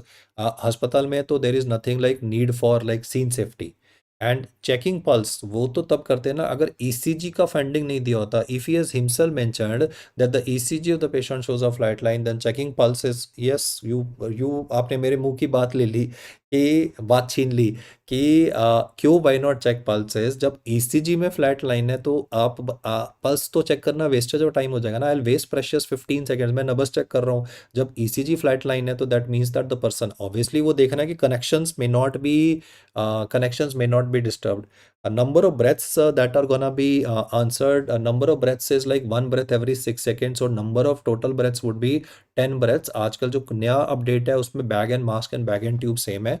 Whether he says bag and mask ventilation, whether he says bag and tube ventilation, the number of breaths which are to be given to the patient would be at a rate of one breath every 6 seconds. So therefore, because I said the fact that one breath every 6 seconds would be present, so that would be total of that would be total of 10 breaths per minute in a patient. Okay, ji, fine. No, no, man, no. We don't give DC shock. DC shock is contraindicated, Nikhil. DC shock is contraindicated in a patient of asystole, बताया हुआ है बच्चे मैंने. DC shock is DC, मैंने बताया don't fire if it's a flat line, fire if it's gonna be arrhythmia in a patient. We do not give DC shock in this particular patient. चलो जी, moving on. Which form of insulin is given for basal delivery in basal bolus delivery? So basal bolus, the word is basal. Basal मतलब जो रात को 10 बजे वाली insulin होती है उसके बारे में वो पूछ रहा है. तो जो 10 बजे वाली इंसुलिन जिस पेशेंट को दी जाएगी, yes cause, which form of insulin is given for basal delivery in basal bolus, then answer would be given as glargine in the patient. पर अगर वो बोलता है बोलस तो फिर बोलस में कौन से वाले यूज कर सकते हैं? You can give more than one answer also. In the bolus one which variety will be given? Select from the options given. Bolus वाला. Yes, guys. Bolus shot given.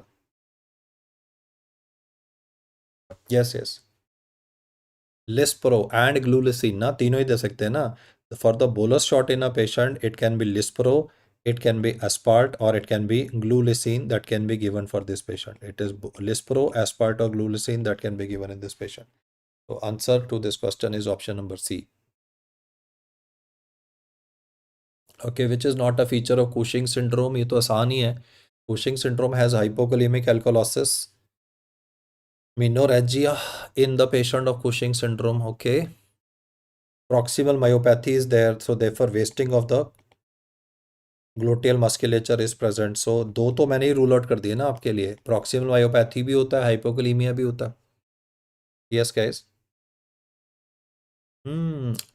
भाई हिरोसेटिज्म है ना, बिकॉज सेक्स स्टेरॉइड्स को activate करेगा ना. The cortisol values are elevated, so cortisol will activate the sex steroid receptors in a patient, and when cortisol will cause activation of the sex steroid receptors, then in these patients, because sex steroids are getting activated, that is why in this patient there would be a development of menorrhagia in this patient. So the correct answer for this question is option number C.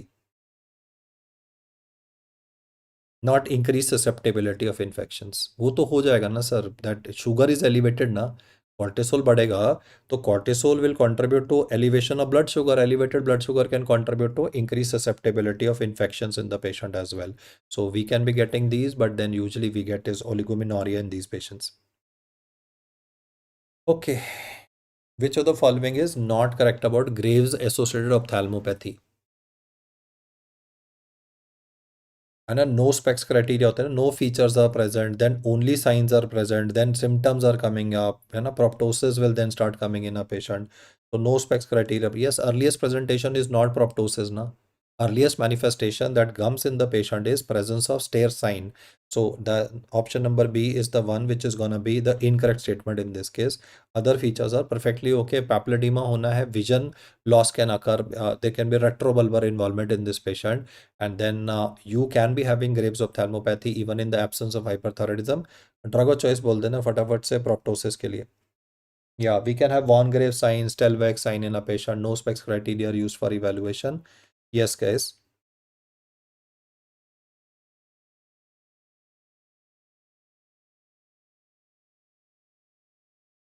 Quick comments, guys. Quick comments.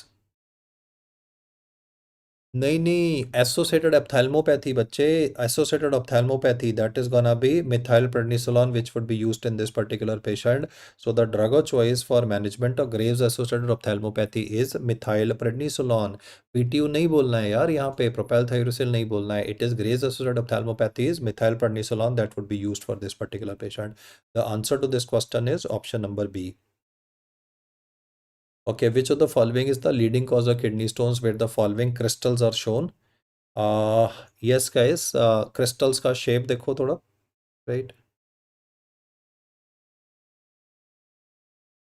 Yep, this is gonna be coffin lid appearance. Since I'm saying the word coffin lid appearance present here, that means that this would be uh, Proteus mirabilis induced triple phosphate stones which are present. That is magnesium, ammonium phosphate. So these are triple phosphate stones that I'm talking about. That is why the answer to this question is option number A. When it comes to hypercalciuria, you will notice that the stones that are present would be envelope shaped, but here they are gonna be like a coffin lid appearance. And when it comes to basic amino acids, that is cystine stones. The cystine stones would be having a hexagonal shape. So envelope shaped hexagonal crystals and coffin lid appearance are the comparisons which are to be remembered for this one. Cool. Okay, leading cause of hospital acquired diarrheal illness in a patient. Yes, guys. Leading cause of hospital acquired diarrheal illness in a patient.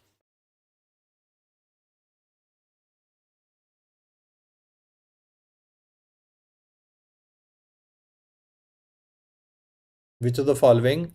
Yes, very good guys. Because he's saying the word diarrheal illness. Otherwise तो hospital acquired pneumonia होता तो मैं उसको बोल देता कि भाई उसको staph aureus है. But because it is gonna be diarrheal illness, that is why in this case our answer would be given as Clostridium difficile. That is a cause of pseudomembranous colitis in a patient. It is PMC. It is pseudomembranous colitis which is responsible in this case. So the bottom line is क्योंकि यहाँ पे PMC की बात हो रही है pseudomembranous colitis की. So you also, I would like you to mention specifically in this particular scenario कि भाई what is the screening test to be done in this case, और screening के साथ साथ में what would be the investigation of choice for this particular condition. Yes, pseudomembranous colitis के लिए what is the screening and what is the investigation of choice.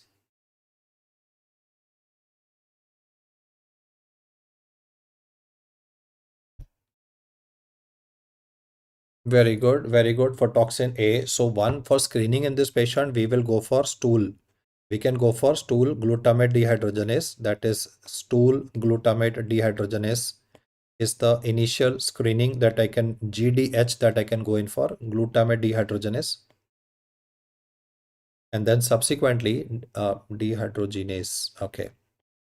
And then when it comes to investigational choice for this condition, then we will be going in for a stool PCR. We can go for stool ELISA also, no? That is okay, but then it is a stool PCR that would be done in this patient for toxin A and toxin B. Stool PCR for toxin A and toxin B would be used for these patients. Yeah, this is a antibiotic associated diarrhea that would be occurring in a patient for which we'll be using fidaxomicin for management. It is fidaxomicin which will be useful for management of this condition. Please tell me which organism is responsible for antibiotic associated colitis. Which organism causes antibiotic associated colitis? Like patient was given amoxiclav. आपने patient को beta lactams दिए थे, आपने amoxiclav खिलाया, Augmentin खिलाया, और Augmentin के बाद में पेशेंट को एंटीबायोटिक एसोसिएटेड कोलाइटिस हो गया. भाई कोलाइटिस पूछा, यही तो क्वेश्चन ध्यान से पढ़ना है ना. एंटीबायोटिक एसोसिएटेड डायरिया नहीं बोल रहा, वो तो ऊपर हो गया ना. Antibiotic associated antibiotic associated colitis is which is to be given in this case. Yes guys, if you say the word antibiotic colitis hai, there's gonna be blood that will be present in this particular patient guys. If you're gonna say the word blood, no, then it is Klebsiella. इसको पढ़ना एक बारी. It is Klebsiella which is responsible for antibiotic associated. No, no, not E. coli. It is अगर amoxiclav के साथ में है ना, then because of the amoxiclav, your answer would be given as antibiotic associated colitis. Then it is Klebsiella oxytosa, right? So it is Klebsiella oxytosa which is to be answered for antibiotic associated colitis. Now, if I change the language of the question and I say which of the following is responsible for antibiotic associated diarrhea, Then if you answer Clostridium difficile, that is perfectly okay. Antibiotic associated diarrhea, then it is gonna be Clostridium difficile that would be answered. Okay, I'll bring up in the slide. And this is the one which is responsible for causing pseudomembranous colitis, what we were discussing, where there's like a volcanic eruption that would be occurring. And antibiotic जो यहाँ पे इसके लिए responsible होने वाला है, which causes antibiotic associated diarrhea, would be like third generation cephalosporins, or it would be clindamycin in the patient that would be responsible. So do take care of the fact that if he's gonna be giving you this particular if he's gonna talk about like C wale drugs, cephalosporin, clindamycin, that is when you would be answering it. Otherwise, the specific answers would be as I've explained to you. So there's like a slight difference in the information that would be given in this case. Antibiotic associated diarrhea, antibiotic associated colitis. Okay, ji. Chalo, let's focus on the next part. Which of the following drugs can be used in patients with the G6PD? I mean, patients of G6PD deficiency will be having manifestations related to, I mean, the point is, if I say anything, the answer will become obvious. Okay, oxidative stress in the RBCs would be coming. So ये सारे drugs ही oxidative stress कर रहे होते हैं, but that Chinese anti-malarial drugs, Chinese are doing a tremendous job. Chinese traditional medicine से derive हुए भाई, artemisinin based derivative, so that's gonna be artesunate. So the answer in this case is gonna be option number B, that is artesunate. Good, you guys picked it up very correctly. Okay, so ये मैं discuss कर चुका हूँ, but I'll just say this again. Boy with involuntary movements on the hand, behavioral changes, concentration changes, but then फिर उसने बोल ही दिया ना कि कोरिया भी है, और ट्रांसएमिनेसिस बोल दिया, तो मतलब लिवर की इन्वॉल्वमेंट बोल दी. Because of the transaminases, he has mentioned liver damages in the patient. Increased prothrombin time indicates damage in the liver in the patient. And that is why the answer in this case will be given as option number A, that is Wilson disease. If in this particular question, there was no mention of this liver damage and prothrombin time, and there was only chorea that was given, okay, I could have thought in Sydenham's chorea or Huntington's chorea. Differentiate कैसे करेंगे? Sydenham's chorea will be rheumatic fever, so there is gonna be sore throats का history that would be given, or ASO elevated antibodies to ASO titer antibodies to be given, or even if ASO is not given, at least that child and then recurrent sore throats kind of a description with previous history of arthritis can be given, or carditis manifestations can be given. And for Huntington's disease, there will always be a family history. He will say the father also was diagnosed with the unknown neurological disorder, and the disease will occur in the next generation relatively much more faster. So the differentiation can be there in this patient. Yeah, triphasic waves would be present in the patient. Exactly. Okay, guys. So we come to the question that I have already explained to you. PCO2 of 70 in a patient of COPD. PCO2 70 in a patient of COPD, then like he'll say what is best for the immediate management of this patient, because he's mentioning carbon dioxide retention in this patient. That is why नहीं बच्चे, that is chromosome 13 आपने 14 type कर दिया गलती से. Then what we will do in this patient is BiPAP, and that's gonna be a non-invasive ventilation that would be used for this patient. चलो जी, so I think we are nearing the end of our discussion. In spite of all the hassles, finally, we were able to reach to this particular stage. Ah, Patient comes with enlarged cervical lymph nodes on the left side with the matted consistency, and the X-ray and the extension lymph node biopsy in this patient is shown, and he says like what is the interpretation in this case. Cervical lymph nodes are enlarged in this case, and then yeah, what you can see here is that classical Langerhans type of giant cell. Na? What you can see here is that classical giant type of Langerhans type of giant cell with these prominent nuclei that would be present in a horseshoe appearance present. So the diagnosis in this case is, though as such the X-ray of this patient is normal, not showing any significant changes, but he's having cervical lymphadenopathy, that is TB cervical lymphadenitis in a patient. So it is a extrapulmonary TB that would be present. That is the most common presentation. This happens to be the most common presentation of extrapulmonary tuberculosis in a patient. So guys, I can say at this moment that you guys have done a tremendous job staying with me at this particular hour and continuing till this particular point of time. So what I've tried to do is cover on those core critical topics. I mean, these are all, I would say, जो भी मैंने discuss किए ना, they are like non-negotiable topics. I don't know whether they, I mean, I cannot say कि क्या आना चाहिए exam में क्या नहीं, बट मैं बोल सकता हूँ कि ये तो बीइंग अ डॉक्टर ना, मतलब हमें ये चीज़ें आनी चाहिए sir. These are like the non negotiables that are gonna be present. या lymph matted for TB and rubbery lymph nodes for Hodgkin's lymphoma ना. matted for TB, and rubbery lymph nodes are gonna be answered there. So yeah, guys.